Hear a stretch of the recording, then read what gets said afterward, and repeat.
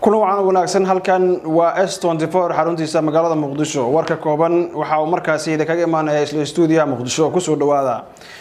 madaxweyne Xasan Sheekh Maxamuud ayaa daqiiqada ka hor waxa uu markaasi u ambabaxay dalka Turkiga halkaasi oo lagu wado in kulamo uu kula qaato madaxda dalkaasi madaxweyne Xasan Sheekh ayaa markaasi safarkiisa waxa uu noqonayaa kii labaad ee dalka dibadiisa uu ambabaxo intii markaasi uu si rasmi ah xafiiskan u yimid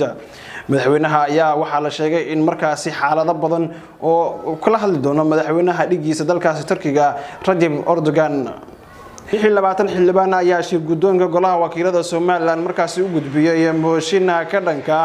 xubnaha madaxweynaha soo magacaabay hadii markaasi goluhu ay diidaan mar kale in dib markaasi loo celiyo golaha Soomaaliland ayaa maalmahanba waxa ka tagnaa jahwareer siyaasadeed ayadoo wali aan markaasi si rasmi ah aysan u sheegin golaha wakiilada Soomaaliland xilli halkaasi ay taagan tahay xaalad akirnana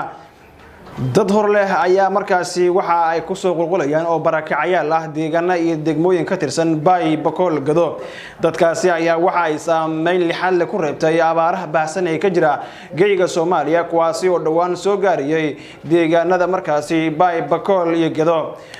guud ahaan warka kooban ee telefishinka S24 intaas ayaan ku hakinayna idin waad ku mahadsantihiin la socodka warka yaga